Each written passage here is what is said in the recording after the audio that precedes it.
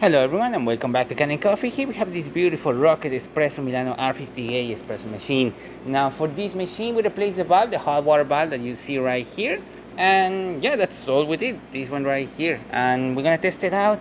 We just get a little container so we can see how it flows. And as you can see, valve working perfectly fine. Water flowing very well from the machine. Steam valve working fine as well. Really good steam coming out of the machine. That's good. Now while we lost pressure, it's gonna take a bit for it to go back to pressure. We're gonna be able to test it out in a bit.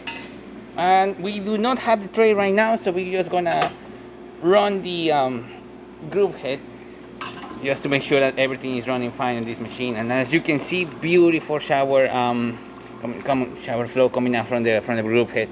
And let's just wait for the pressure to build up for the machine so we can test the steam a little bit more. And as you can see, there's no leaks from inside or anything in there. Everything looks really in good condition of the machine.